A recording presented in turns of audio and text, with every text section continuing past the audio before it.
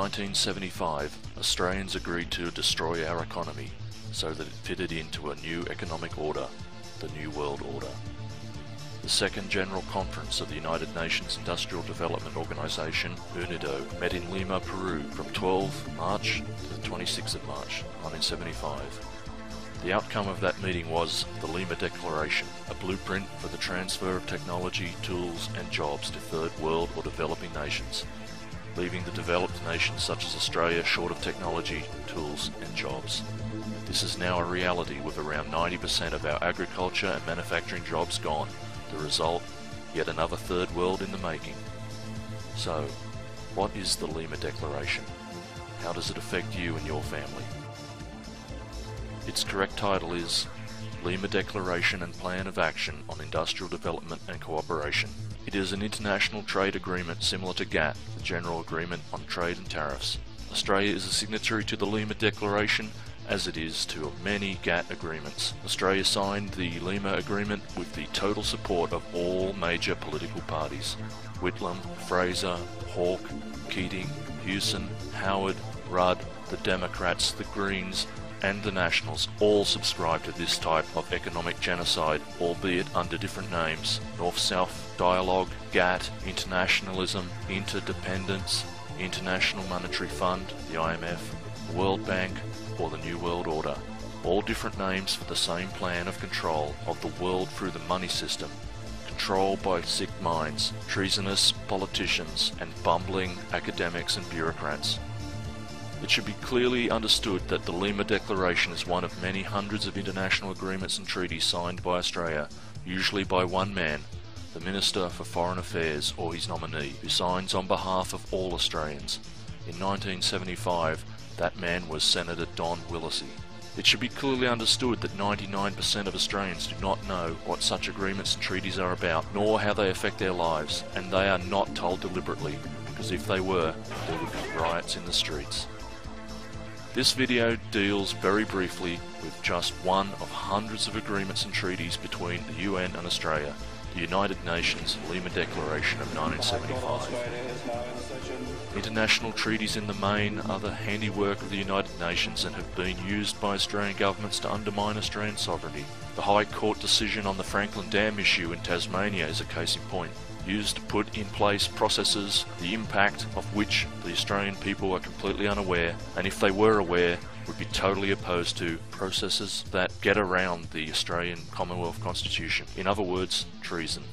And treason is being committed in the name of international treaty, or the other names given to them such as conventions, or in this case declaration, the Lima Declaration. You may say treason is a strong word, but after viewing this video you will say it is not strong enough, without doubt sufficient reason to impeach the Australian government and opposition on charges of treason. So, how did our governments give effect to the Lima Declaration? Simply, the Lima Declaration is an agreement to wind down Australian manufacturing by around 30% and to import that amount from other preferred countries together with as much primary produce as we can consume, such as fruit, meat, etc. The 30% was a target that is now blown out. Current estimates are that 90% of our production capacity is gone and our jobs with it. There is no mention in the agreement about what will happen to Australians who lose their jobs, their factories or their farms. It appears they are expendable. How can a government wind down business activity? Simply by making an unlevel playing field. Increase taxes, interest rates, the cost of employing people, without the worker gaining any benefit of course, environmental planning and controls, all of these things in combination either destroy or decrease our ability to produce. A good example would be, if you wish to manufacture widgets in Sydney, you may require, say, 5 acres of industrial land at around $12 million, on which you will pay $25,000 a year rates and $25,000 land tax. It will cost some hundreds of thousands in contributions to council coffers and environmental studies, all of which you may borrow at high interest. Then, if you are lucky, you will be up and manufacturing in maybe 2 to 5 years. Then the unions will step in and cause loss of production.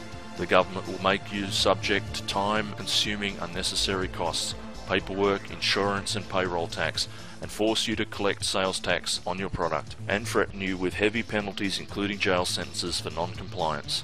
Or, You can simply set up business offshore and export your ideas back to Australia. Our offshore neighbour, also a party to the Lima Declaration, will give you the land, assist you in every way and not tax you for the first 5 years. Their interest may range from 0 to 4%, not to mention the Australian government's incentives available to importers from preferred countries. And so the playing field is drastically tilted to get the result required by a combination of government and financial activities. So, how does the Lima Declaration affect you? Simple. 50% of the productive Australian workforce becomes unemployed. Taxes on the remaining people employed increase to pay for the unemployed. With new shortage of income, you are forced to buy cheaper imports or go without, thereby aggravating the spiral of well-planned economic transfer equals oppression. Government will increase their numbers to cover up the real unemployment statistics and/or change the definition of unemployed. If you work 10 hours a month, you will be considered employed. We now have more people in government at all levels with little to do, other than think up ways of controlling those who are left to produce what little we don't import, thinking up new revenue raising schemes and raising penalties to ensure their salaries. And last but not least, the obscure reason behind the Lima Declaration. Australia becomes a dependent nation, dependent on other nations for shoes, its machinery, its food, its survival. There is no doubt that within the grand plan of international control, there is no room for self-sufficient nations. Any nation that has all the material it needs and can grow all the food and fibre it needs cannot be totally controlled by any international body such as the United Nations, the International Monetary Fund, or the World Bank. An independent nation, independent in its production of all the things it needs, cannot be bought to heel by sanctions, such as happened in South Africa and Iraq. The international monetary control cannot starve the infants of an independent nation, nor deny them medication, as they did in Iraq. If Australia cannot make its own shoes, clothes and machinery, then others will control us. That is the real purpose of the Lima Declaration, and that is why those who support the Lima Declaration, including those in influential positions, are all traitors. The following are some of the recommendations of the Lima Declaration.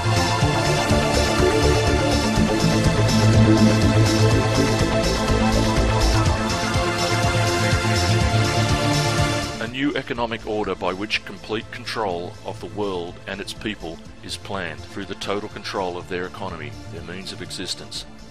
The basic economy I refer to is people. People create the need is then supplied by people's activity. All that is required for economic growth is for people to supply their own market. The proposed new economic order is not about developing third world countries' economies for the benefit of their people. It's about developing for the establishment's benefit, our would-be masters, the would-be masters of the New World Order. It is an absolute nonsense to say that a country needs to export to survive and prosper. Of course, one must export an equal amount to which one imports to balance trade. But the less it imports, the less it needs to export to effect the offset. What is required is a locally owned and controlled credit system, the essential ingredient in remaining independent of international finance, the exact opposite to the plans of the New World Masters. Every country should work toward import replacement, which is exactly the opposite of the strategy set out in the Lima Declaration and exactly the opposite to the current policy of export, export, export. Currently, Australia exports below the cost of production. Therefore, the more we export, the more we go broke. If the fundamentals on which the Lima Declaration is purported to be built were half correct, our world would have to carry out export-import trade with another world in export to survive. This is quite obviously nonsense. The whole world will continue to fall for this treachery while ever the man in the street remains as a mushroom under the spell of bankers' trickery and that of the stooges who fill both elected and public service positions on all sides of politics.